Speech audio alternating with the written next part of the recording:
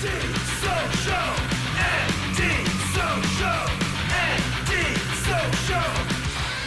hello.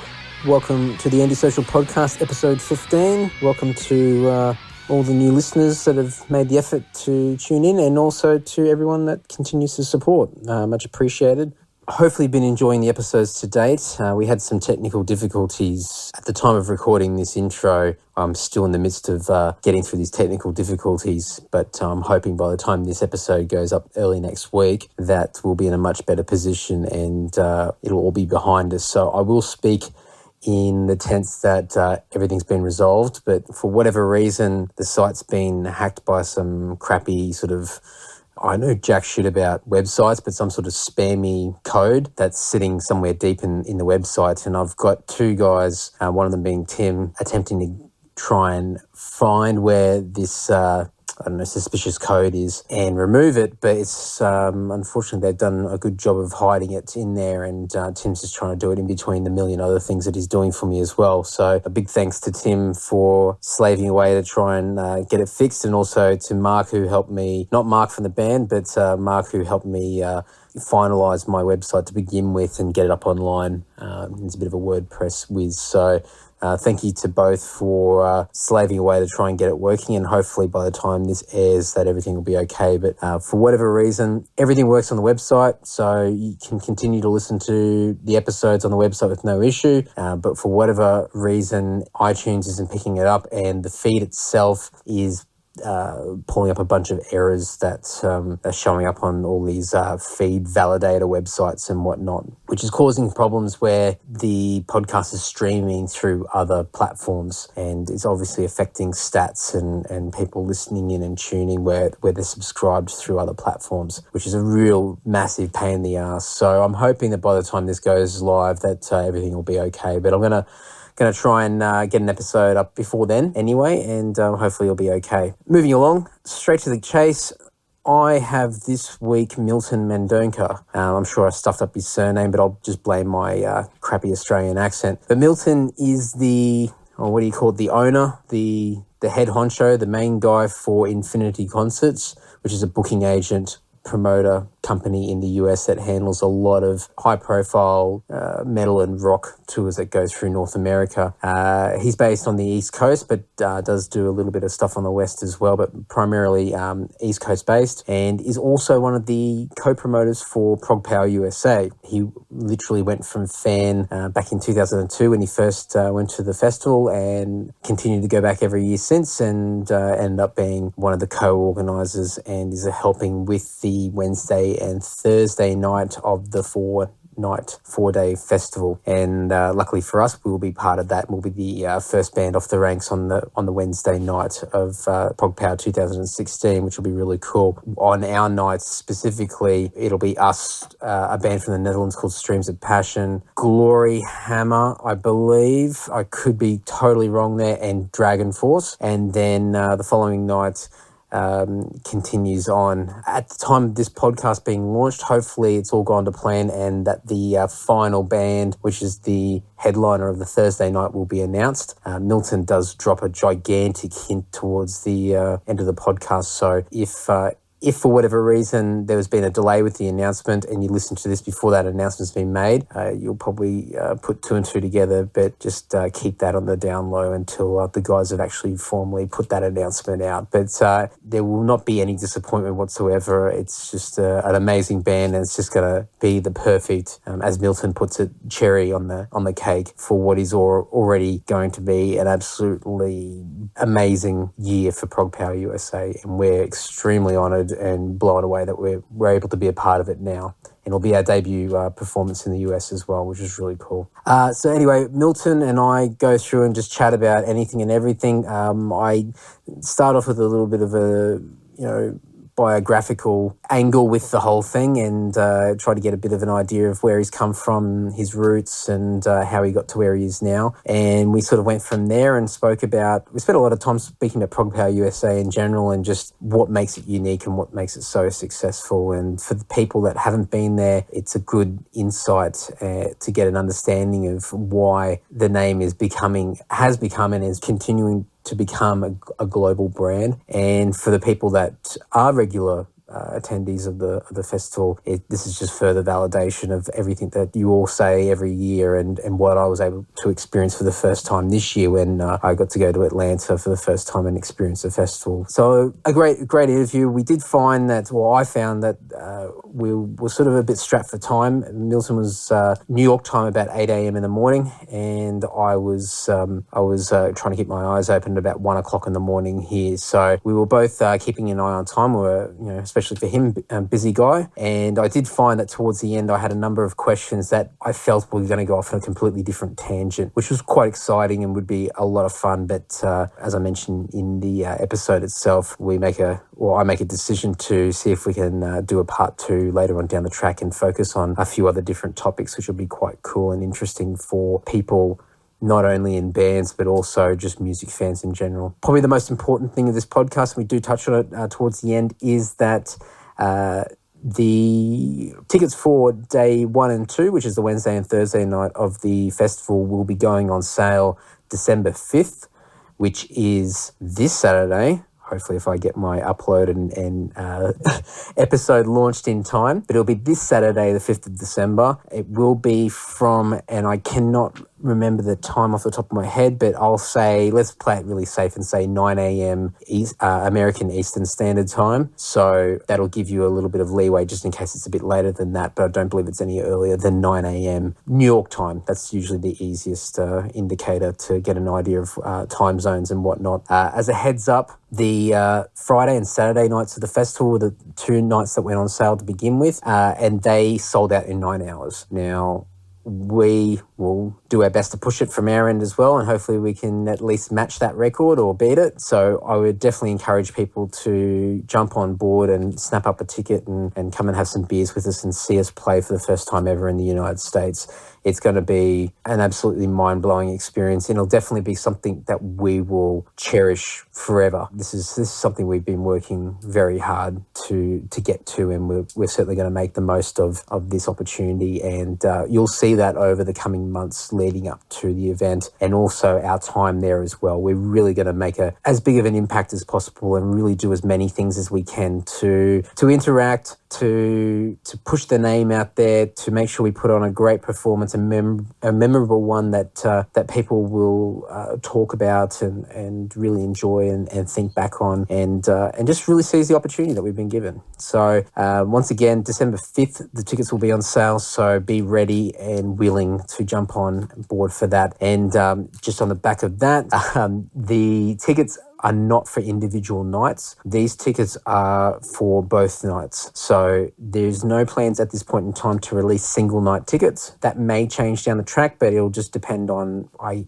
assume, how ticket sales are going to go with this release on Saturday morning, American Eastern time. So just a heads up in that regard, but I would strongly suggest buying tickets to both nights. And if you have already got days 3 and 4 already up your sleeve, then I think 1 and 2's an absolute must. And I'm sure I'm preaching to the choir for a lot of people that have been already, but for me, to be able to be there for all 4 days of the festival was certainly so much better than what it would have been if I just came in on 2. And the whole momentum of that climax of people seeing each other for the first time in 12 months or meeting up people, and the whole party mode of the first night, and bands starting up and having a great time the first night of partying and whatnot. And then this progression over the coming days where, especially for me anyway, not knowing anybody or not really meeting anybody in person before, apart from some of the guys that were actually playing the festival, it was just over those days to come, it was just a great opportunity to continue to talk to people, have some actual meaningful conversations along the way, and share some drinks and have a laugh and have a great time. Because a lot of the times when you go to these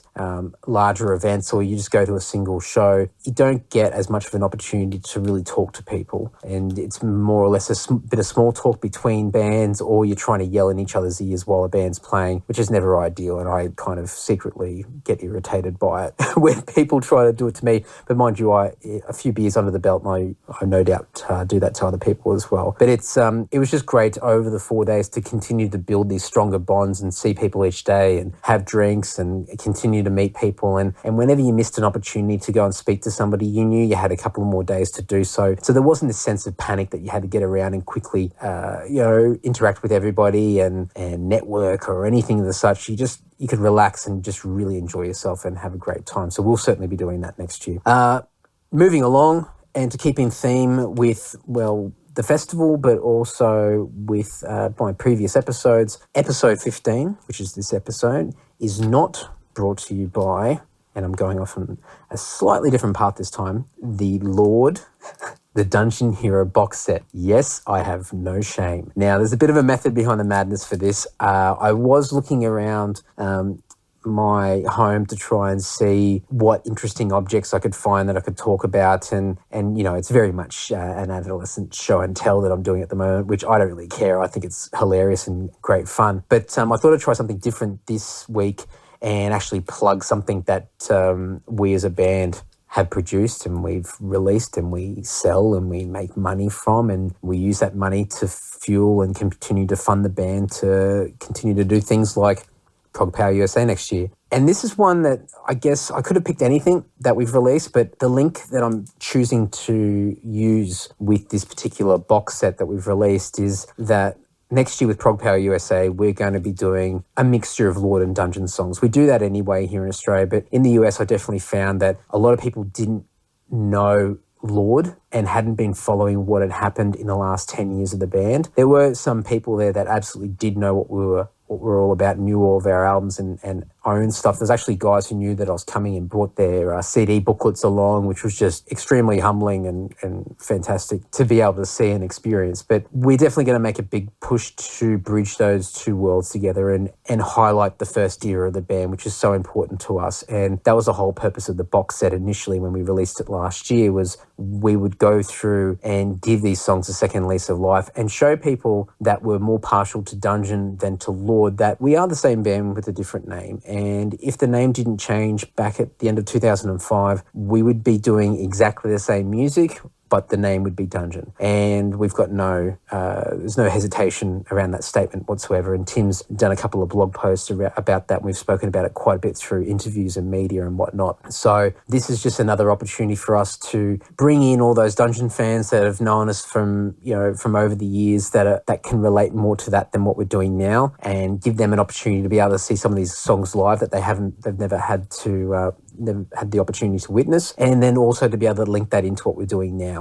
and move forward in a direction where we're going to bring those two worlds together and they can continue to travel with us in future as we get to the next full-length album as well. So the box set itself is limited to 500 copies worldwide, and you might be wondering, why the hell do we still have any copies left? Well, look, we could just say that, you could just say that it's badly selling, but to be honest, we haven't got too many copies left. We've actually done quite well, but the box set's expensive, and that's probably been the biggest deterrent from a lot of people. When they see the price tag of 80 Australian dollars, so if you convert that into US dollars, it's probably like 2 cents, given our horrible conversion rate. But it is 80 Australian dollars for it, and I think people straight off the bat, especially in a culture now where people don't want to pay for music, or at least pay for physical product, and we deliberately made a conscious decision not to put it on iTunes, CD Baby, and all those things as digital downloads. We wanted it initially to be exclusive to the box set, and then we would look to see what we would do after that box set's been sold out completely. But the big thing is that we're finding it goes in waves. So sometimes we sell an absolute shitload of them, and then it goes very quiet for a while. But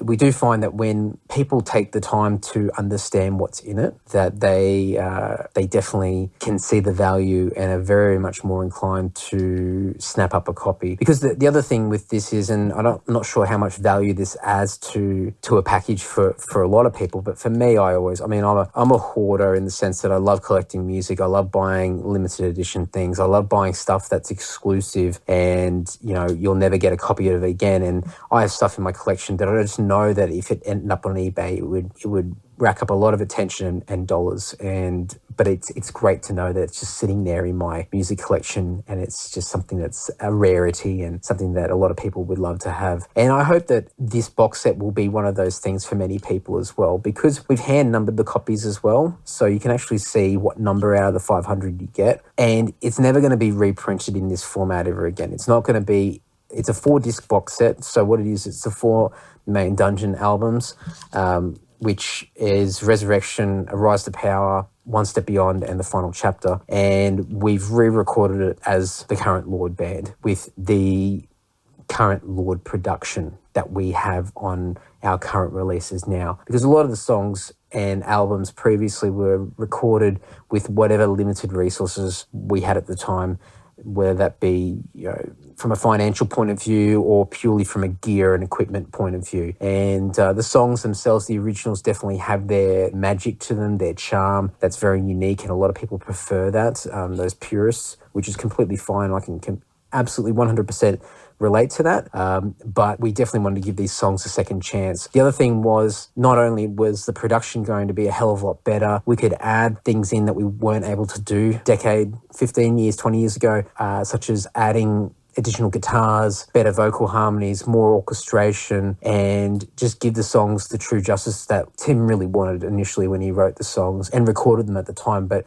due to various factors just could not produce them to the extent that that he really wanted at the time. So now this is an opportunity to close that gap, so to speak, and let him fulfill those hopes that he had for these songs. And then in addition to those aspects, the other thing is that these songs are licensed through various labels throughout the world in different territories. So the ownership of this music, the originals, is an absolute fucking mess. It's just everywhere. And to be able to get the rights back for everything is extremely difficult. And for us, we could go down that path and spend a lot of money to try and recoup stock, recoup the rights, and then go through the process of repressing these original releases and getting them out there. Or we could just re-record them and make them almost glorified cover songs from a legality point of view. And that gives us freedom to be able to release them in whatever format that we want. We still pay all the song royalties back to the original songwriters, so that be Tim or Stu or Stevo or any of the guys, the original Dungeon guys over the years that recorded these songs and wrote these songs. So all that money goes back through, at least in Australia, through our song royalty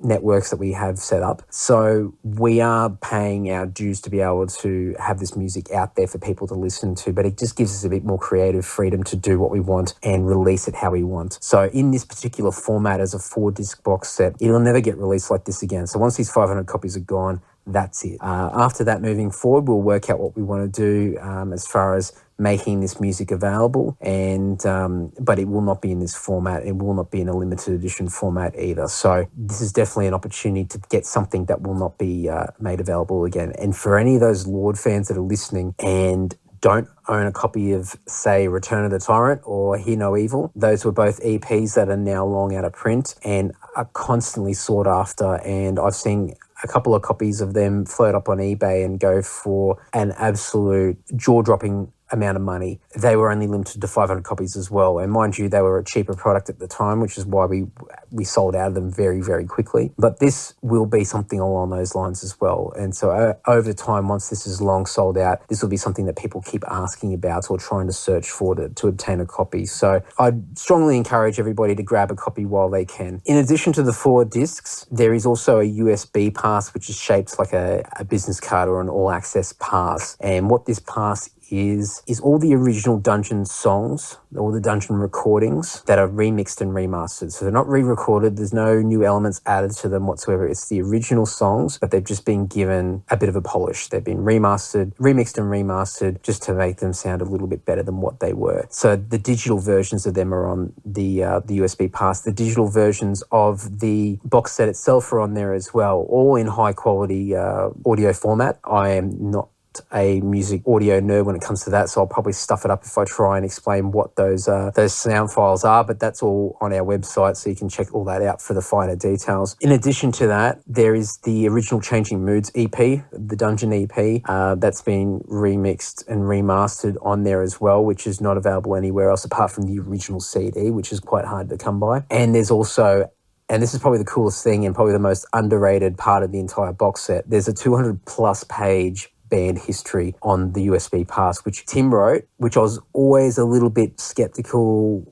when he was talking about it leading up to what he wanted to do, because like anything, you read band biographies and whatnot, there's always a heavy element of bias in there. But I've got to admit, and my opinion's always going to be biased, but I'm sure there'll be a lot of people out there who have read it and can agree. It is extremely well written. It's very factual. It's very much something that's very straightforward and informative, with not a lot of heavy emotion in there and drama that you would expect from, I don't know, some shithouse Nikki Sixx book or something like that. So it's very informative, and for people that really, really interested in the band, especially from that whole era of Dungeon, it is a fantastic read, and Tim's broken it all up into chapters based on all of our album releases and into those tiny eras of the Dungeon era itself. And it's just fantastic insight into the challenges, the band changes, the band lineup changes, how they approached each album and how they recorded it, and just all the different experiences that happened over those years to get to where we are now as a band. That, I think, is, as I said before, highly, highly underrated, and I would encourage people to get the box set purely just for that. But, I'll leave that up to you, whether you want to go ahead with that or not for that reason. So instead of me just doing a spam fake sponsor spot for this box set to try and sell some copies, I figured I might make it worthwhile for people as well. So for you guys that are listening, and I'm just going to keep this here from here on in, if you want to pick up this box set, go to our Lord web store, which is lord.net.au/store. Jump on there. All of our merchandise is on there. So all the Lord and Dungeon titles, the box set's on there, all of our T-shirts, and there's a whole bunch of other stuff on there as well. Heaps and heaps of merchandise. If you use the code ANDYSOCIAL, all one word, ANDYSOCIAL, I'll give you 15% off anything on the store, and I'll leave that as a running promo offer from here on in that I'll mention on each episode. Now, it's up to you whether you want to pass that along to other people, but I'm going to just try and leave it exclusive for you guys. Some of you guys would have seen that we do promo codes every once in a while to help people out and celebrate a particular event and whatnot, but they usually only hang around for a very short space of time. But with this code, I'm just going to leave it here indefinitely, and I'll only make mention of it via this podcast, whether it be the intro or outro of an episode. So once again, if you use the code word ANDYSOCIAL, one word, on the web store when checking out, you can get 15% off anything in the store, and that's just indefinitely. So if you're very smart and you are listening and you do buy Lord merch, then you'll always get this discount no matter what we release in the future. But I would strongly recommend picking up the Dungeon box set before they're gone for good, if it's something that you've been thinking about over the past several months. There are only a few left. I'm not entirely sure, to be honest, how many are left, but I've got a very small pile remaining from what I can see. So I would strongly recommend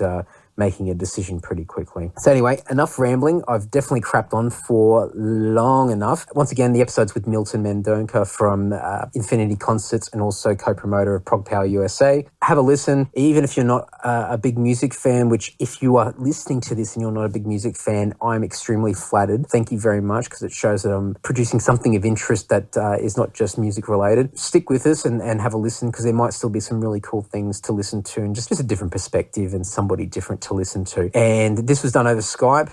There were a couple of dropouts along the way, and I'm sure we'll clean that up as best as we can. But anyway, enough rambling. Here's Milton. Good evening. Oh, good morning. How goes it? Yeah, fantastic. How are you? I'm doing very good, thank you. If you hear a little bit of background noise, it's because I'm driving, but I'm going to be parking my car in about 5 minutes. Oh, multitasking. I love it. It's the only way to live.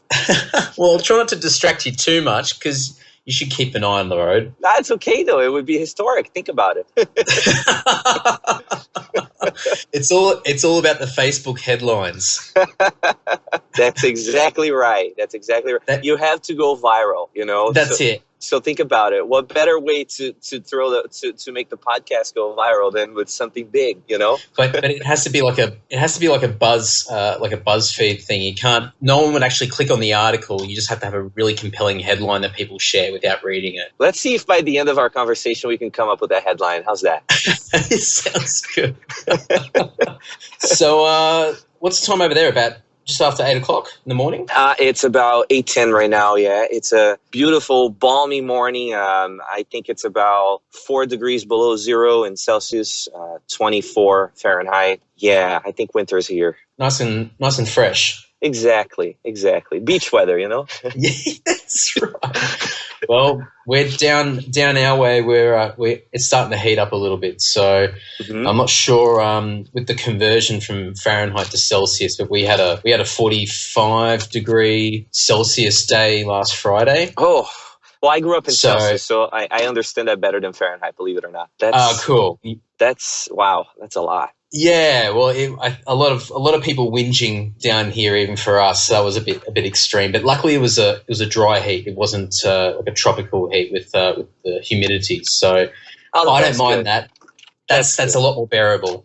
Yeah, where I grew up, when my family moved to the States, it was obviously it was the opposite up here in the Northeast, and it was quite a disgusting sensation, to walk outside and it's 30-something degrees Celsius, and it feels like you're walking into a pool or into a sauna because it's just so humid, It's crazy. But I do enjoy every time I make it over to the Southwest, to like Las Vegas or Arizona, where it's a very, very dry heat, and even though it's really hot, it's bearable. That's it. It's good beer drinking weather. Yeah. Well, then again, every weather is good beer drinking weather. So I knew there was a reason why we got along so well. Yeah. Good stuff.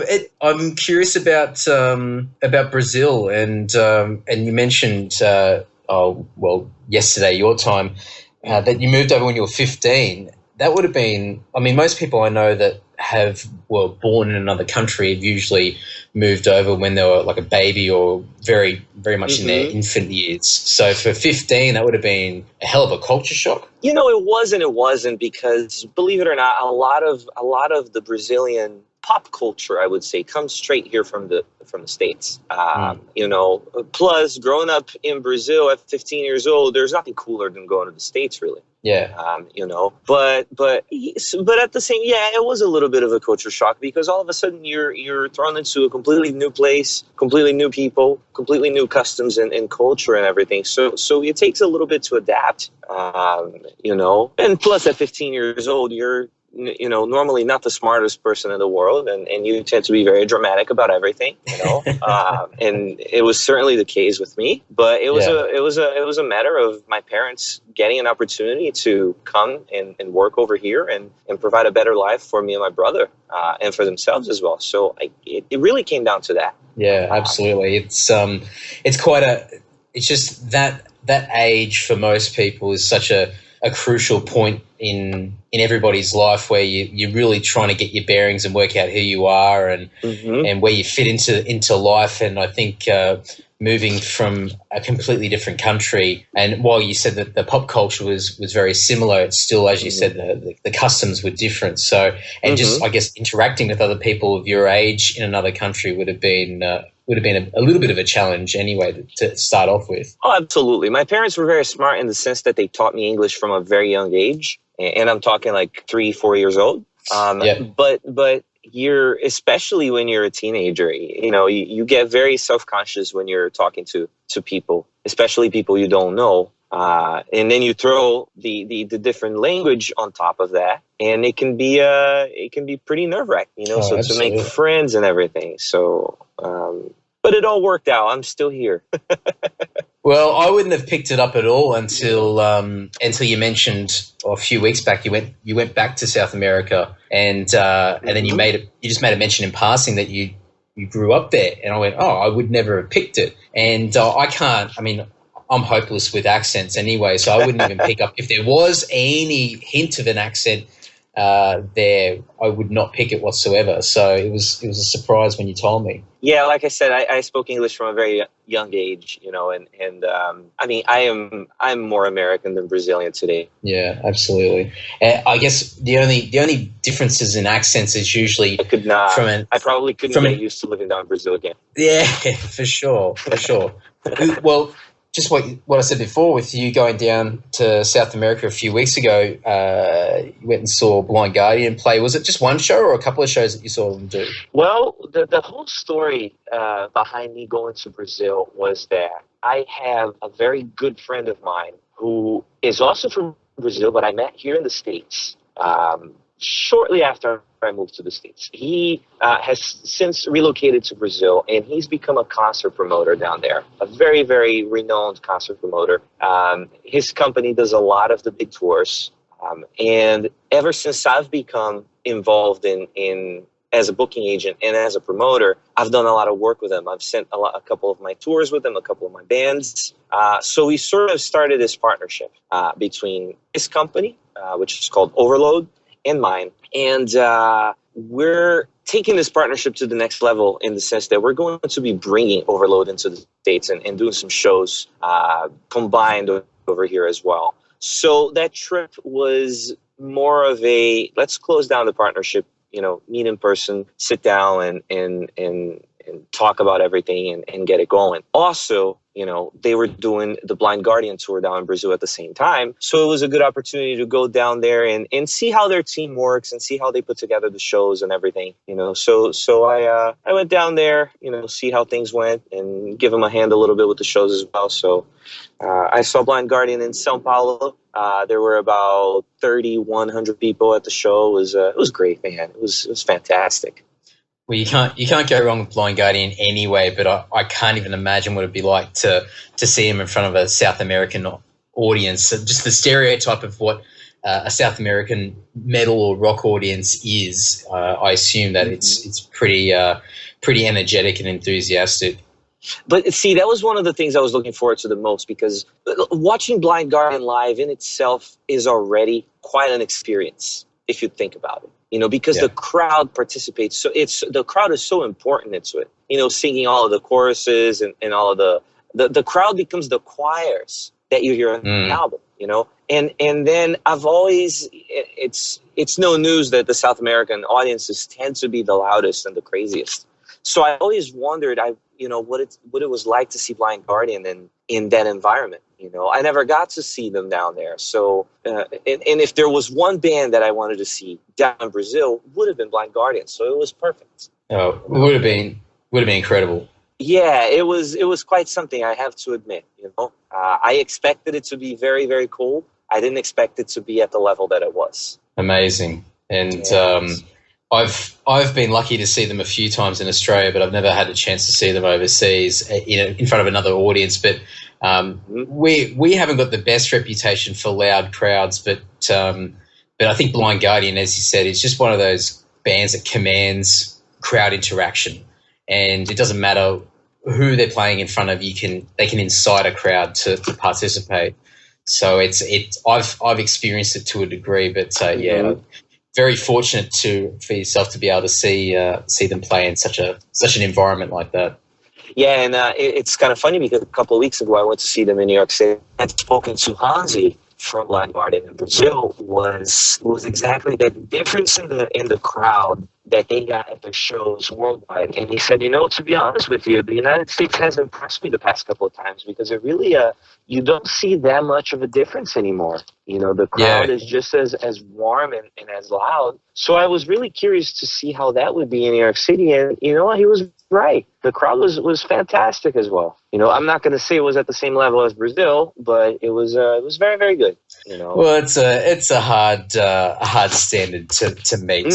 Trying to compare any crowd to a Brazilian or South American crowd, but it's cool. That's a similar sort of thing that I noticed in Australia, where crowds can get a little bit lazy, so to speak, and would rather stand there and take it all in than go crazy. But Blind Guardian is just one of those bands that they can just command it. They can orchestrate that themselves through their music, which is great. Absolutely. And you mentioned some of the things that you mentioned about when you moved over and sort of getting into the music scene and whatnot. You said you did music journalism for a while. Was there anyone in particular that you did music journalism for, or was it more of like a freelance thing just for whoever needed some content and coverage? Well, the way it started was I had a friend in Brazil that I still spoke to, online and everything. And this friend mentioned that another person that she knew had a webzine that he had been working on for a few years. And they were looking for somebody that was in the States to cover shows and do some reviews and stuff like that. And that was right after high school. And obviously I already enjoyed the music at that point. I enjoyed writing very much. I still do. So I said, put me in contact with this guy. Let's see what this is all about. So she did, and him and I started talking, and, he basically explained what he needed, and I'm like, you know what? I'll do it. Why not? You only live once, right? So literally a few days later, I'm sitting at home, I'm on the computer, just bullshitting, not doing anything special. I get a phone call in the house number, and I see on the caller ID, and it said Century Media Records. I'm like, wait, what? And I pick up the phone, and it was Century Media's publicist at the time. Her name is Loana Valencia. She no longer works with them. And she's like, so I got your contact information from such and such webzine. I hear you're their U.S. contact now. I'm like, well, that sounds pretty official, but yeah, sure. Well, we received a request for an interview with Arch Enemy tomorrow night. So I just wanted to confirm it with you. And I, for half a second, I was like, okay, sure. So the show will take place in New York City, blah, blah, blah, blah. Get there at this time, look for this person, and everything will be great. I'm like, fantastic. Thank you. I hang up the phone and I'm like, oh shit, what do I do now? But so I said, all right, well, got to do it. So I got the interview done, and that's how it all started. I was super nervous, man. Let me tell you. You could hear it in the recording. I was so nervous. Do you still have it? I probably do. It's in a little one of those micro tapes, little mini cassette tapes. I probably still do it somewhere locked in a closet. But it was fun. So I started that sort of like a trial by fire type of thing. I started with that, and I was with this webzine, collaborating for them for maybe about 1.5 to 2 years. And then I received an invitation to take on a paid position, freelancing though, for the Brazilian edition of Rock Hard magazine. Okay, cool. So that was the next big step, so to speak. And the magazine was active for about another 2 years since I started, and eventually they closed down. But that was really cool too, because it gave a little bit more credibility, when you're working for a magazine that's printed. Well, at that time anyway, that was printed and it had a name. I mean, Rock Hard was published, I think, in 9 or 11 different countries at the time. Yeah, I could be wrong. I could be completely off, but it was more credibility, like I said. It definitely adds to any sort of reputation that you're trying to build, just to get to that next step from where you were beforehand. Mm-hmm. Yeah. So that definitely gave me a bit of a base going forward. From little things like knowing how to interact with a band that's on tour, and you have to interview, and they have their show 2 hours from now. There's certain things that you learn along the way, and that definitely gave me that base and taught me what to expect in certain situations, and how to behave and how not to behave, especially. Was all of this? Did you already have something in the back of your head that you wanted to eventually get to a point where you're promoting and putting on shows yourself, or was this something that was just a natural progression where eventually that thought came later down the track? I think it was a natural progression. I never really said I wanted to become a promoter or a booking agent. I think it was one thing leading to another. I thought it was super cool that people were able to do that, but I didn't know how to go about it. So it never truly crossed my mind. I never got to a point where I said, all right, I want to do this. Let me plan everything. It all sort of happened. And a lot of the times I just had to wing it. Yeah, absolutely. Just seize the opportunity as each one comes along. Yeah, exactly. So from the music journalism stuff that you're doing with Rock Hard and whatnot, where was that flow going? Where was that natural progression? Where did it take you between then and then getting closer to what you're doing now? From the music journalism, the reason why I sort of left that behind was, number one, because like I said, that Brazilian edition of Rock Hard went out of business. I'm not sure exactly why. Maybe it's because I was writing for them now that I'm thinking, no, I don't know what happened, but from that, I did a little bit of PR for a record label and for a couple of festivals and for a couple of bands. So I did a little bit of that. And then I started helping another band, a friend of mine's band, with light management, I would say. Okay, like just helping out with a couple of career decisions and that kind of thing. And then eventually I got a call from Klaus at Instrumental, who I've already known. I've been very, very good friends with the girl who became his wife, and obviously friends with him as well for many years. And he wanted to expand Instrumental's booking presence here in the States. So he called me one day and he's like, I know you've done this, this, and that. And I was curious if you want to try your hand at booking. We have a roster of X amount of bands and I'd like to try to get them more shows and more tours here in the States. Now, mind you, none of these bands are huge headlining bands, but it would be a nice stepping stone. And I think you would do very well with it, knowing your personality and knowing what your background. So I said, well, there is an opportunity to get back into it a little bit harder now, and make a little bit of money. So yeah, sure, why not? We'll do it. And from booking, I went into more management, and through booking some bands with Glenn at ProgPower, I sort of became the promoter of the Wednesday night show initially.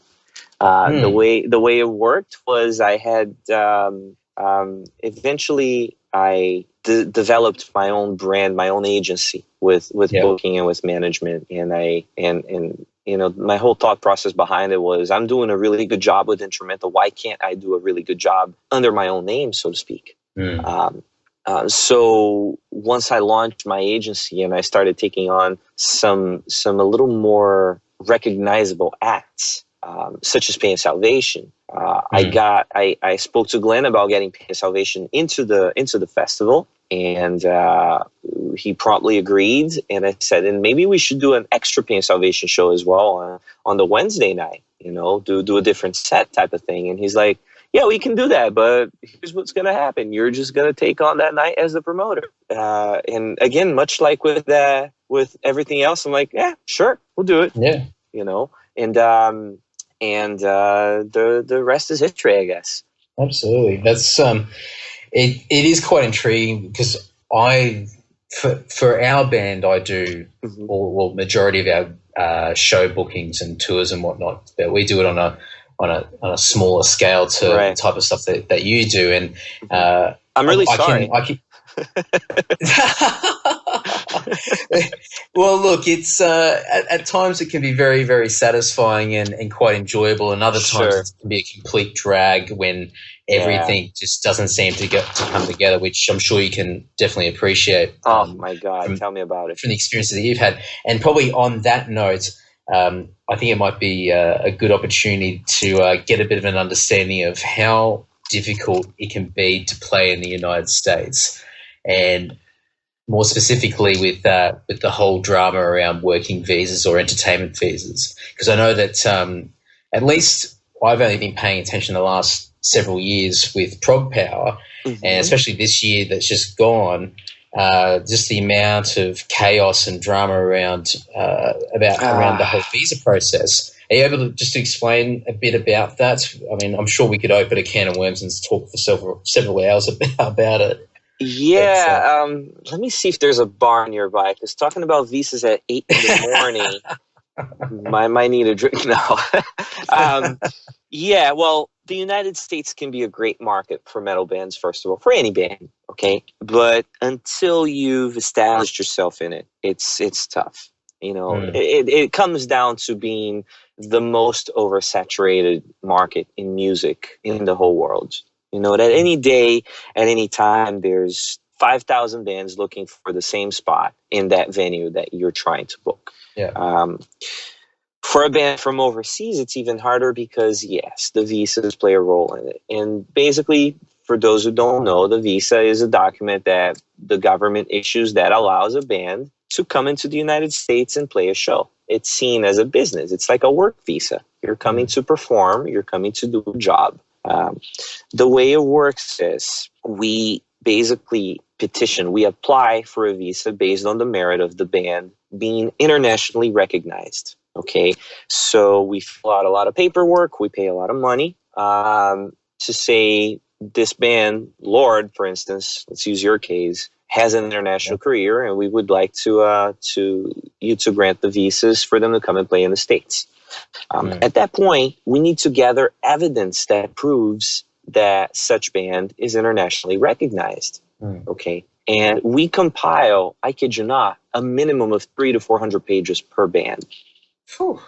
Okay, and what is that evidence that we get? We get tour posters, we get album reviews, we get concert reviews, tour flyers, anything that you can think of that can prove that the band has a functioning career. Okay, we print all of that stuff, we send it to the government in these big boxes. I mean, I got to show you a picture of the piles of paperwork that our visa attorney does. It's insane. It's so much work. So we compile all of that stuff, we send it all in, and the case is assigned to a USCIS agent. Okay, and he's going to basically do some research to find out if the band is for real. He's going to evaluate all of the paperwork that you've sent, and ultimately he's going to make a decision whether or not that visa is granted. Okay. Here is what the problem is. It's completely arbitrary. Okay, your opinion of an internationally recognized band could be completely different than my opinion. Yeah. Okay, so you run the risk of having your paperwork sit at the desk of somebody who thinks internationally recognized are U2 and the Rolling Stones. Okay, so that's number one. You can never tell.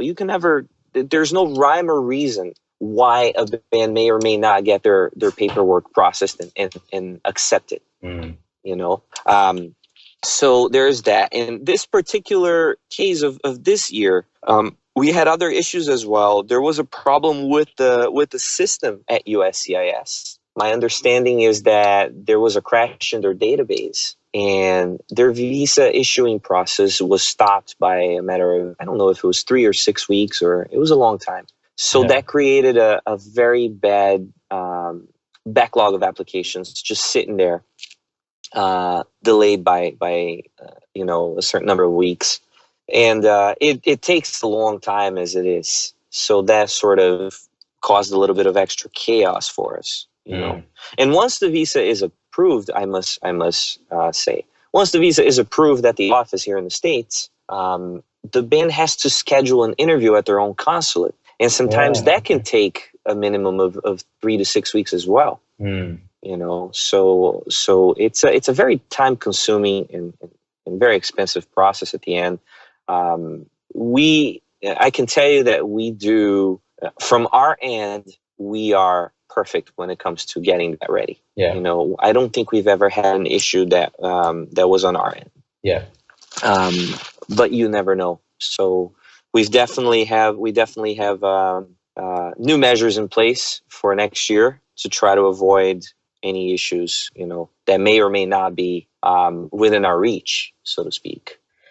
It's such an intense process. It's I think for a lot of bands that even considering to head to the States, and I mean, we will be going through this process with you guys in the months to come.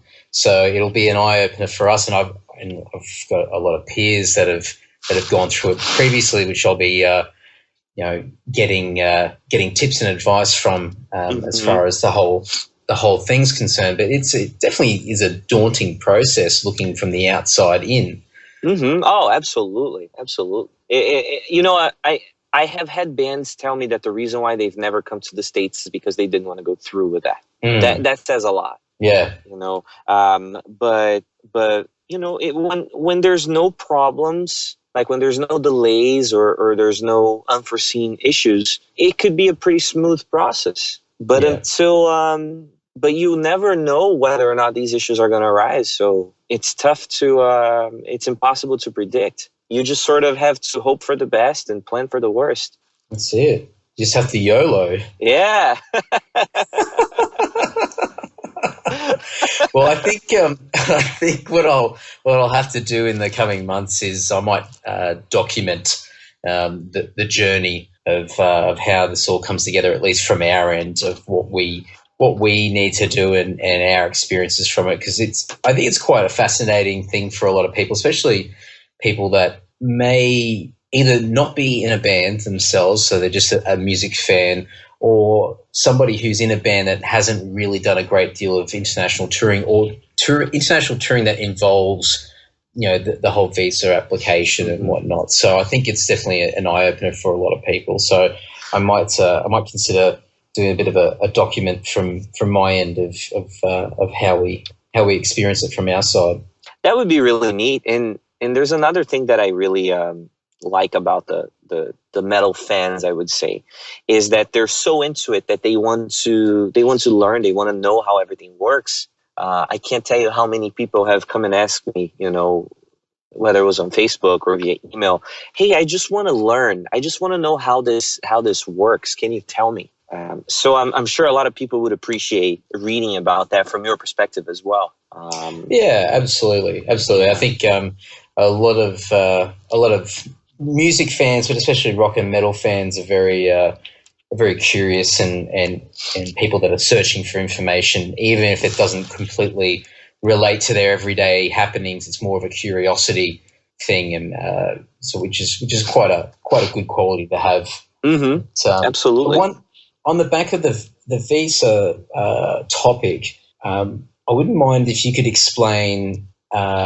And I've got a basic concept of it, but I'm sure you'd be able to give a bit more context to it. But the whole sponsor aspect to a visa application, and I noticed from this year going over to ProgPower and experiencing it and meeting a lot of people who have volunteered to be sponsors for particular bands, and it's very interesting to see those bonds that were formed between the bands and their sponsors, and I thought that was just incredibly cool.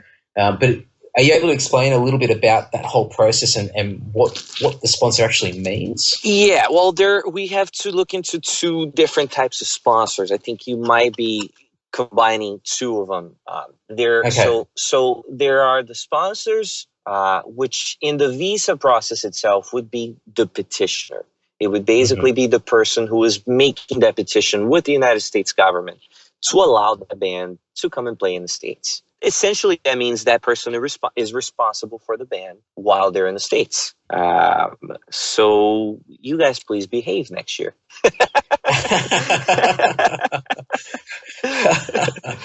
Noted. You are not. Your ass is not on the line.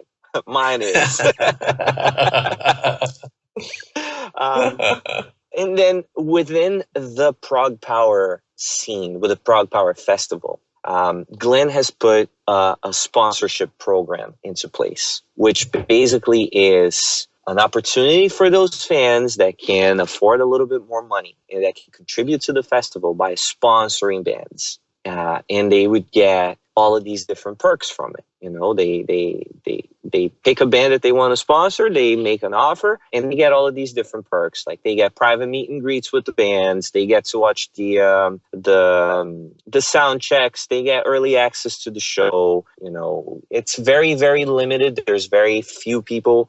There's a few amount of people who do it, and they've been doing it for a really long time. And it really sort of acts as in a way, the backbone of the festival. The festival is different than any other festival out there. This is very special. You were able to experience it yourself. People care about this festival more than they care about their own families. I can't put it any other way. It means a lot to people. So for those people who can pull that off, is an honor for them, and it obviously helps the festival to continue thriving.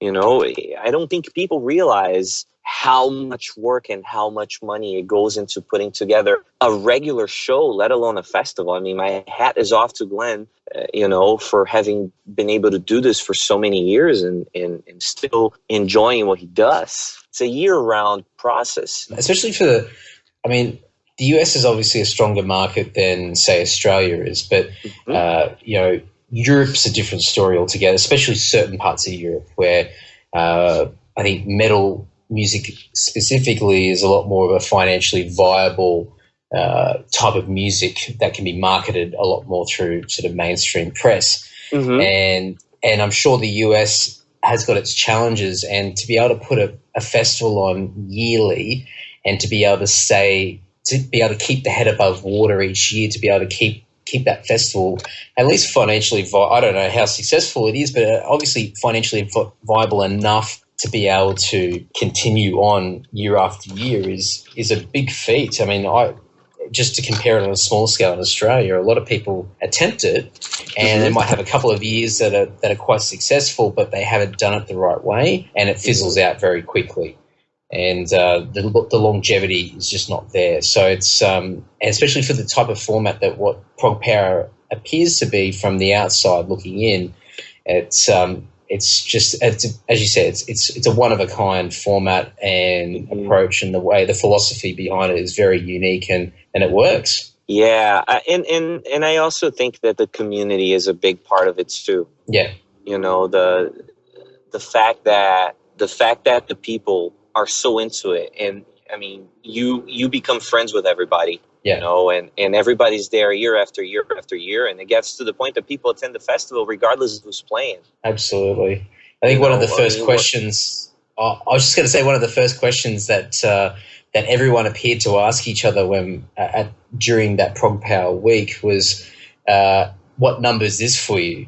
This is my fifth, or this is my third, or this is my first. And it's sort of like you wear your badge of honor to show how many times you've attended the festival, and you have your veteran status. So people, this is my 10th time or whatever it might be, and there's like instant respect. It's like, ooh, okay, this person's. Wow, you've been coming for a while. That's awesome. Yeah, absolutely. But they wear it with pride. Absolutely. And even me now as a co-promoter of two of the nights, I still wear that badge super proudly. My first ProgPower was 2002. Yeah. It was ProgPower 3. I came down to Atlanta because my favorite band was playing in the States for the first time, and that was Angra from Brazil. Yeah. And it was me and a bunch of friends, and we knew nothing about anything. We hopped on a bus, first mistake, and we rode that bus for 22 hours to get to Atlanta for this festival. Where were you coming from? We were coming from New York, from Connecticut, actually. Okay, I gotcha, okay. So it was obviously I was really into the music already, but, putting that festival really shaped power metal in the United States. That really is the catalyst to all of these bands coming to play here. That festival put together the first performances in the country of Blind Guardian, Gay Ray, Angra, Ed Guy. It was huge. For the people who knew the style, that was unprecedented. Yeah. So I came to the festival to see those bands, and I was instantly hooked. It was, at that point, the coolest thing I had ever done in my life. And I wanted to do it again and again and again and again and again. And here I am today, 15 years later, and still doing it. And I think regardless... What's that? But not the bus now. Not the bus. No, I won't take... no. I think regardless of my involvement with the festival as a co-promoter now, I would still be coming as a fan. I think I wouldn't have stopped ever. There's definitely an energy or a buzz at the festival, especially when it's starting to get to the end of those 4 days, where everyone starts talking about next year, and everyone's talking about the lineup that's been announced, which is quite. I've noticed that with some European festivals do the same thing, but it's definitely a tradition with ProgPower. And I almost knew of the legend behind the ProgPower announcements before I even really understood what ProgPower was all about anyway. So to be there and listen to everybody compare notes and start talking about the bands that are playing next year and already like trying to find out when they can book in their hotel room for 12 months' time. It was incredible. There's such an energy and a buzz about it that I was standing there going, oh yeah, no, I'll be here for sure. And I'm thinking in the back of my head, well, I don't know how the hell I'm going to get here, but yeah, for sure. And you're just feeding off that buzz and that electricity from everybody there, and it's a fascinating and a really, really cool group of people to be around.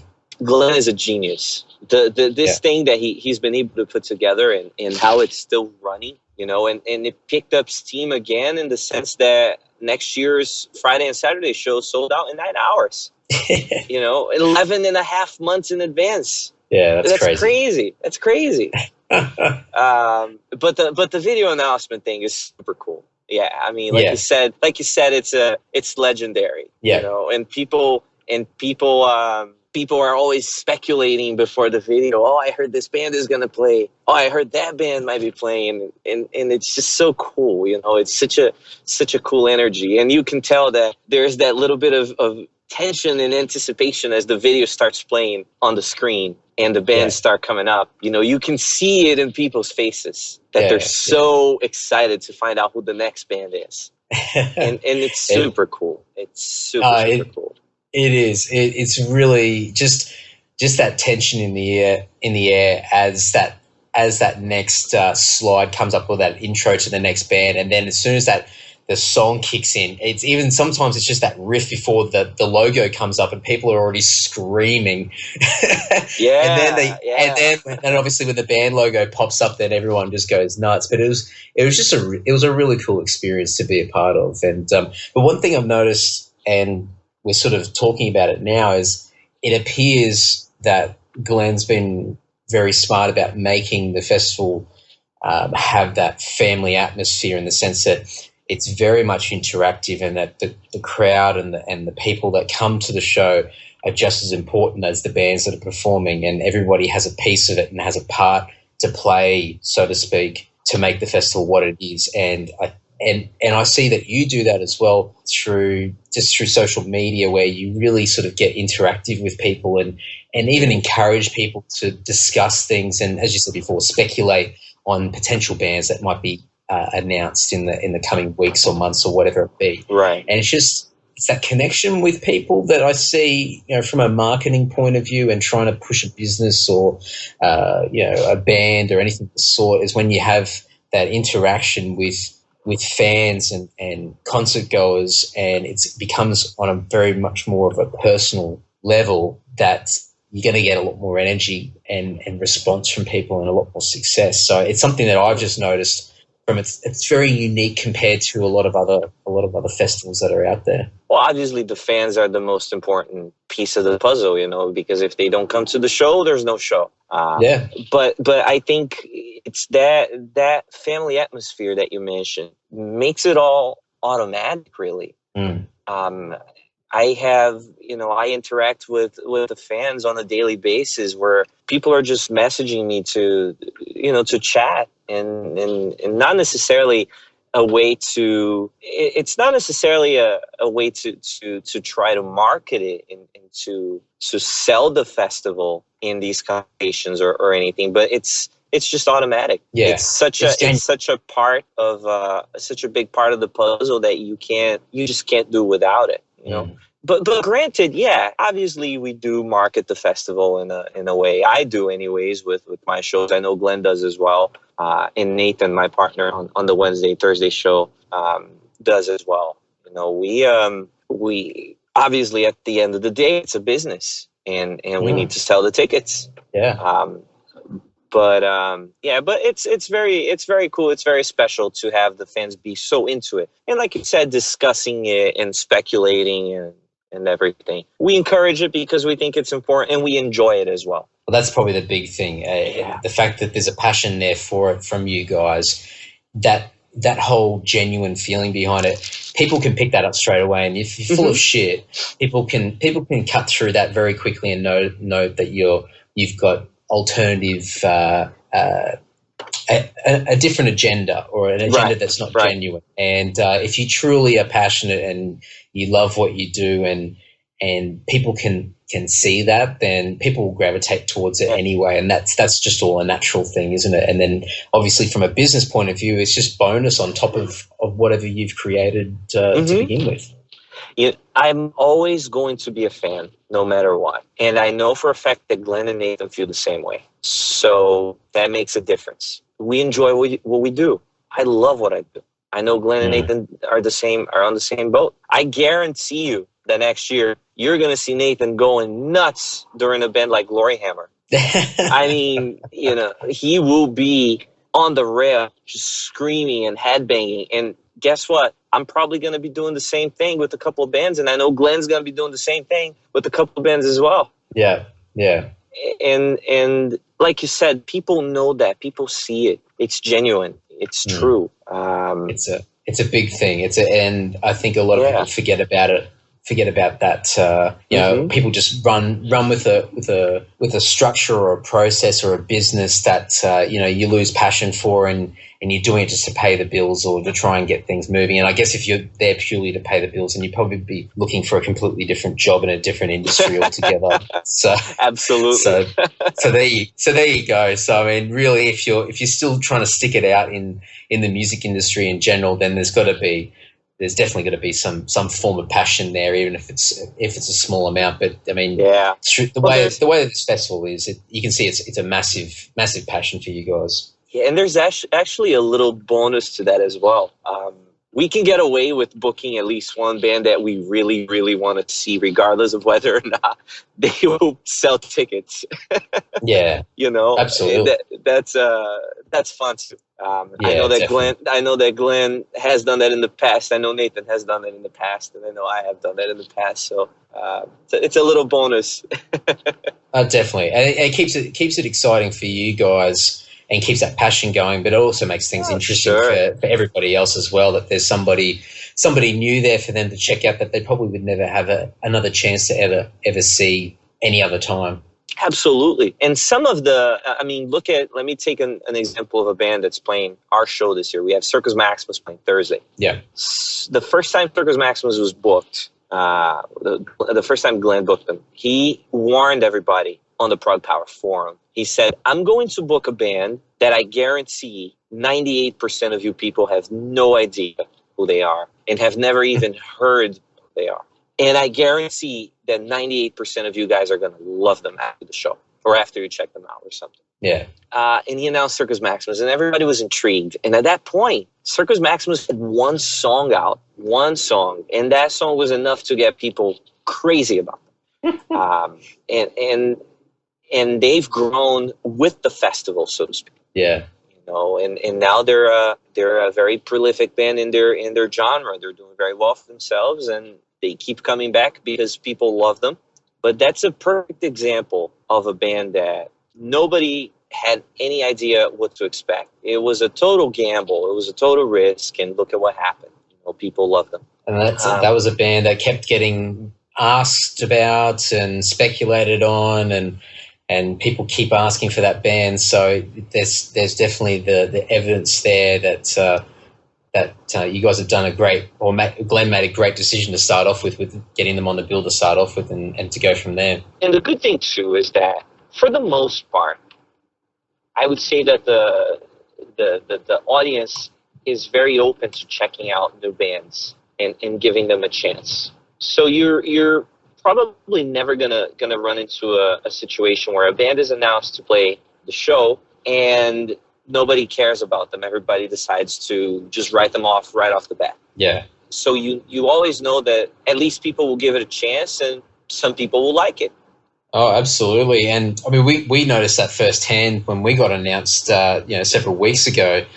Instantly, we had a whole bunch of orders through our online store where people just instead of just buying one CD, they just bought everything we've ever released. And we were laughing at this going, this is fantastic. So, but and people are dedicated, and it's not a case that they're going to approach something. I'm just trying to think of the right term. The term we would use is half-assed. Yeah. And these guys are just serious. And if they listen to something they like it, then they'll just grab as much as they possibly can. And some of these guys were just going nuts, and we're just sitting back going, "This is fantastic. Bring it on!" Did you spend a lot of time at the vendor room at the festival this past September? Yeah. I will never forget walking into that room one year, and this is going back 4 or 5 years, and seeing these guys buy 40 to 50 CDs at the same time and just walking out with that tower of CDs, trying not to drop it. And I just remember looking at it and thinking, this is crazy. As much as I love the music, look at this. It's insane. Look at the amount of money this person is spending on this hobby, this passion of theirs. It's so cool to see that. Well, I have one guy in particular who actually I was talking to upstairs in the foyer, and he mentioned a band to me, and I said I hadn't heard of them. And he took me downstairs and he went and bought the CD for me. I thought he had some promo CDs he was going to give me, and he went to the vendor and actually threw some money over the table and bought the CD for me. And I tried to give him money and he just wouldn't accept it. And I don't know if you know Joel Casson, but he's the guy that got me this CD. Yeah, and it was Ghost Ship Octavius. And I was blown away, and I thought, oh, well, I guess I better listen to it now, considering he spent his hard-earned dollars on it. And luckily, I mean, the CD is just amazing. I'm sorry, Andy. You cut for a second. Which band was that? Ghost Ship Octavius. Ah, that's excellent. Yeah. See, I like to hear that because they're part of my roster on Infinity Concerts. So absolutely. And I was just blown away. I mean, his generosity was fantastic, and it just fit in with the overall feel the entire time that we were there. And people just went out of their way to, explain things or tell you about something that they'd discovered, music, or even just ask questions about. I mean, luckily for me, I had an accent, so there was already a conversational starter straight off the bat. But which definitely I milked and worked in my favor. But everybody was just so gracious and polite and willing to just do things for you and just buy me a drink or something like that. It was just fantastic. So I was just blown away by people's generosity. It was just incredible. It's a big family. It's a big family, and especially when there's somebody new, I think for the most part the crowd wants that person to have that same experience and want that person to come back every year. Absolutely. It's one of those things that they want everybody to be a part of. They know how good it feels to be a part of. And it's their own little way to try to spread that good feeling, I guess. Definitely. And for a lot of those guys, continue. I was just going to say I used to do that. I still do, but it can come across differently because I'm on a different position now when it comes to the festival. But there is nothing like bringing that friend for the first time and seeing that friend say, I'm coming back every year from now on. And then seeing that friend come back every year since. Yeah. It's very, very cool. It was interesting talking to a few people there. I had the feeling that because everybody was coming, there's people that came from overseas as well, which was really cool, but there was people coming from all different corners of the United States, and I got the feeling from some people that the part of the country that they were from, they just had nobody in their area that liked the same style of music, that there wasn't any metal scene or anything of the sort, and this was their Mecca. This was their yearly pilgrimage to the metal Mecca, and that was where they got to meet and meet up with their like-minded friends and be able to talk and express the things that they love to do, because the majority of the year they don't have that chance because they're 9-to-5 work, they've got a family, and a lot of their family and friends aren't interested in the same sort of things that they are. So I definitely had that feeling when people were there. They were just so happy and grateful that they could be around people that had the same interests and the same passions that they did. Yeah, absolutely. It's it's nice because personally I made some of my best friends in life at the festival. That's cool. And they're all over the country and sometimes all over the world, and you don't get to see them every day. So it adds another layer to it. It's a big social catch up, isn't it? Absolutely. Yeah. So, but it's like I said, it's a big family. I hope it continues for many, many years to come. Again, regardless of my involvement with it, it's just so special. I'm just extremely privileged that I got to experience it from one point of view this year, and I can understand it now. And now next year I'll be able to see it from a different perspective as well, but still be able to recapture a lot of the feeling that I got this year, which is just, it's great. Well, the only difference is the next year you're going to get warm water and still bread. Can't wait. No, I'm only busting your balls. But I think next year, well, first of all, I think Friday and Saturday, the show that Glenn put together, it's absolutely fantastic. From a band perspective. It's no wonder that it, like I said, is sold out in 9 hours. And I think for Wednesday and Thursday, Nathan and I, and Glenn as well, because Glenn's involved with the Thursday as well, I think I really think we put together a monster lineup. I think it's very, very strong. I think there's a little bit for everybody. There's plenty of heavy, speedy, melodic metal. You guys and like Glory Hammer, Dragon Force that we just announced as one of the headliners. I think there's stuff for the progressive rock fans with Spock's Beard. There is a little bit for everybody. And we will be announcing our Thursday night headliner, the Glenn Spick, this coming Monday. And I think interesting. And I think that will just be the cherry on top of the cake, so to speak. Absolutely. I'll have to keep in mind. I was going to actually ask you and put you on the spot about that, but I have to keep in mind when I'm going to put this podcast episode up. So I won't put you on the spot for that, and I'll just get. Whether people will know about it by the time they listen to this or not, we'll leave it a mystery for now, and people can. All right, well, or we can do it like those little mystery novels from when we were like teenagers and stuff, where there's 2 endings to it. We can record the alternative ending to the podcast. If this was listened to on or after December 1st, skip to 26 minutes and 14 seconds. If you're listening to this prior to that, just continue listening. Well, Damien, my audio editor, can quickly go back and cull a section of this episode if need be. Look, you never know; things never go on time, and your announcement could be pushed back a day or so. And I won't put you on the spot just in case. But if it is who I think it is, and you've insinuated it previously, then you are 100% correct that it will definitely be the cherry on top. It'll be a fantastic final addition to what's already just a fantastic lineup for next year. I think so, because and if you put it in the context of our conversation today, it really just sort of comes full circle. if you think about it, absolutely. It's 150% connected to a recent trip that I had. Let me just leave it at that.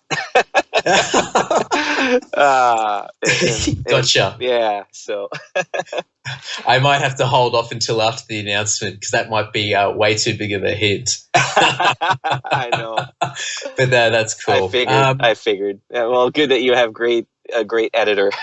Yeah, that's right. No, all good. But what I was going to do, I was going to ask you a bunch of questions, but I think I might leave it for another time, because I think we could open a real can of worms and talk for a long time, because I want to pick your brain about bands in general, and from a promoter's point of view, and all of the experience that you've had in the industry over the years, of all the do's and don'ts, like the good things that you see and the bad things that you see, and also from a fan perspective as well. And I think you are definitely you'd be a very interesting person to speak to get a perspective from your end. I had them written down, but I'm going to hold off, because I think that'd be well worth doing a completely separate episode on that. That'd be awesome. I'd love to do it. Yeah, absolutely. I'm sure there's plenty of things that, as Brian Griffin from Family Guy would say, would grind your gears. Oh my God, yes. And so, I think what grinds my gears. we could really go off on some fantastic tangents, I think. So I'll shelf that one for the time being. We'll come back at a later date. But probably the most important thing to all this, and we'll make sure this is out beforehand, is that the tickets go on sale for the first 2 days, day 1 and day 2, on the 5th December. Yeah, Wednesday and Thursday tickets will be going on sale on December 5th. It's Saturday. Yep. Tickets are $120 plus the Ticketmaster fees or whatever the fees are. That's for a 2-day pass. As of right now, we don't have any plans of releasing single-day tickets, which is not to say we won't down the road. The lineup for Wednesday and Thursday you can catch on our website, but we have Lord from Australia. We have Stream of Passion from the Netherlands, Spocksbeard and Dragon Forest. That's on Wednesday. And on Thursday we have Pyramids, Glory Hammer, Circus Maximus, and our big mighty headliner coming up next week. And like I said, I think it's a great show overall. I think there's a little bit for everybody, and it'll just be a fantastic 2 nights of music. Absolutely. And what time Saturday morning does the tickets go on sale? Tickets will go on sale at 10 o'clock Saturday morning and that's Eastern, December 5th, Eastern time. Eastern time? Okay, cool. Fantastic. So I'll get this up beforehand so everyone can hear it and make sure that everyone's well and truly aware, because we'll have to try and, especially with us on the bill, we'll do our best to try and beat the 9-hour record that the other 2 days had. That would be awesome, man. I mean, if we're just, we're hoping for a good number, but obviously I know that it's much tougher for people to get down there on Wednesday than it is on a Friday. Historically, same everywhere. Historically, the Wednesday and Thursday have lesser of a draw than Friday and Saturday. But hey, maybe we're gonna make history this year. Maybe we're gonna have a sellout as well. I don't know. That's it. Well, we'll do our part and see what we can do to help you guys out as well. But it's all very exciting. I appreciate it, man. It's great. I can't believe I'm a part of the Anti-Social podcast now. You can tick that off your bucket list. Yeah, exactly. I made it. Now I really, truly made it. I love it. I'll be known. All right, man. I'll be a star in Australia. Yeah, that's right. Well, we'll get you down here sometime, and I'll get you on TV. There you go. I'm the biggest thing in Australia at the moment, so yeah, for sure. That's cool, fantastic. Thank you so much. Thank you, Andy. I appreciate it, man. And definitely stay in touch, and we'll see you in September. Sounds good. And we'll do a part 2 too as well. Awesome. Looking forward to it. Okay, take care, man. Take care, buddy. Cheers, everyone. Thanks for listening. I hope you enjoyed the conversation with Milton.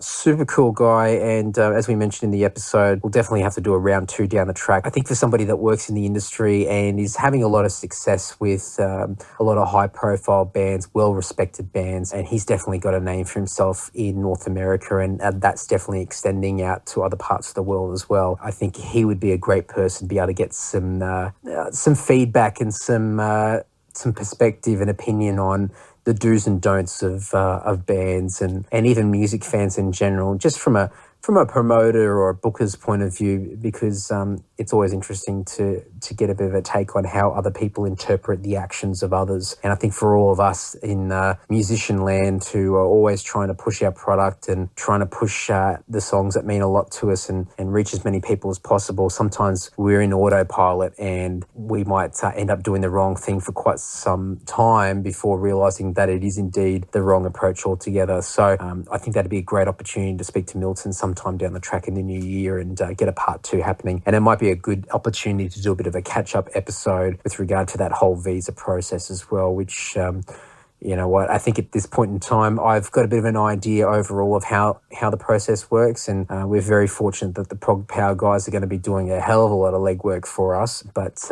it is a bit daunting, to be honest, and I'll be happy once it's all done and dusted and finalised. But I will do something along the way just to keep people up to date with the different stages and the involvement that we all have to try and get this over the line, because I think it'd be very interesting. So I'll take notes as we go. Once again, this episode is not brought to you by the Lord box set release, The Dungeon Era. 4-disc box set, which is all re-recordings of the main Dungeon albums, which is Resurrection, A Rise to Power, One Step Beyond, and The Final Chapter. Comes with the USB pass, which has got all the original recordings remastered.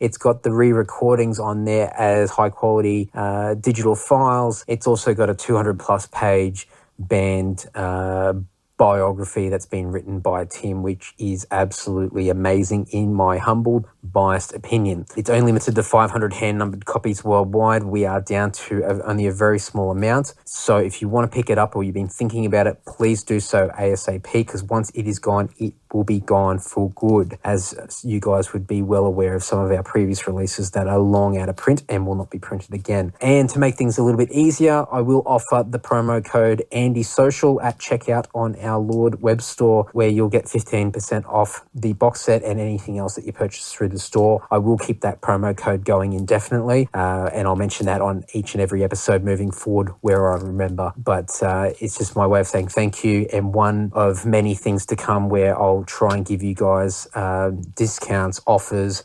freebies, anything of the such, just to show my appreciation for what you guys are doing by tuning in and supporting this really cool, crazy thing that I'm doing at the moment with this podcast. So big cheers. The promo code's AndySocial. The website's lord.net.au/store. Get on there, go and get a t-shirt, get the box set, get whatever else you want. If you want something signed, or if you've got any other requests, or you know what, even if you want to buy a whole bunch of stuff and you want to try and do a bit of bartering or negotiating with me, hit me up. If you're going nuts and you're going to buy almost everything we own, which a few people have done recently, just shoot me a message. Let me know what you want to do, and let's see if we can work something out, because from our point of view, the money helps us. The money helps support the band. It gets us overseas. It's going to get us to ProgPower next year. It helps us get recording together and continue to release new music. It helps us to do releases like this box set. But for us, this is so much better being in your hands than it is sitting on shelves and in boxes here where all of our merchandise is. So if there's something that I can do that will help you get that purchase over the line with especially those massive orders that I see a few of you guys doing, then please hit me up and we'll have a chat. Very important, the ProgPower USA tickets for Wednesday and Thursday nights, so day 1 and day 2 of the festival, are going on sale this Saturday morning, approximately 9 a.m. I can't remember what was said in the interview, so forgive me for that, but it won't be any earlier than 9 a.m. And that is Eastern Standard Time, United States time. So if you just think of whatever New York time is, then that'll be your best reference point to ensure that you're either awake or near a computer when the tickets go on sale, and that's through Ticketmaster as well. And just a heads up, day 3 and 4 of the festival went on sale first and sold out within 9 hours. So if you are thinking about heading over this year or attending the festival, make sure you're there ready to go with mouse in hand to purchase those tickets. You will not be disappointed. And if that headliner hasn't been announced for the Thursday night show yet, I would strongly suggest getting ready regardless, because you will not be disappointed. And if Milton has announced it by now, then hurrah. So that's all fine. And then as far as a bit of bookkeeping work goes, Facebook, Twitter, Instagram, find me on there, Andy Dowling Official on Facebook, or you can just search for Andy Social Podcast just on the search function in Facebook. Twitter and Instagram is just Andy Dowling, one word. Find me on iTunes, Stitcher, any other podcast app that you use. If there's any rating or review function on there, please click a star, click a rating, write a one-liner, do something that'll take a couple of seconds to do. It will mean the world to me and really help me slowly creep my way up the charts, because there's a lot of podcasts out there at the moment, and I'm very much a needle in the haystack. So I'd love to see this thing continue to grow and get bigger and better. And as I've said in previous episodes, the bigger and better this gets, the more things I'm going to be able to return the favor with, such as, giveaways, offers, discounts, and most importantly, more guests, more interesting guests, people from different backgrounds, different profiles, etc., and I'll just continue to try and improve this podcast as much as I can to continue to make it more and more interesting each time we all tune in. And on the back of all that, if you've got any recommendations of other podcast platforms, like I noticed somebody actually had contacted me through Instagram several weeks ago and asked if I was on Stitcher. I didn't even know Stitcher existed. So off the back of that, I went and investigated, discovered what Stitcher was all about, submitted the podcast to that platform, and now it's on Stitcher. So if anybody has any suggestions of where the podcast should sit, where I need to link my feed to or anything of the such, just to get a bit more coverage out there, please get into contact, let me know. I'm all ears, and I'm very keen for any advice or any suggestions that you might have that will continue to improve the podcast, and also any guest suggestions as well. If you think there's somebody really cool that I should get on the show, then by all means get in contact, and we'll see what we can do, and I can add them to the long list of people that I've got lined up. So anyway, enough of that. Thank you very much once again, and we'll speak next week. Cheers.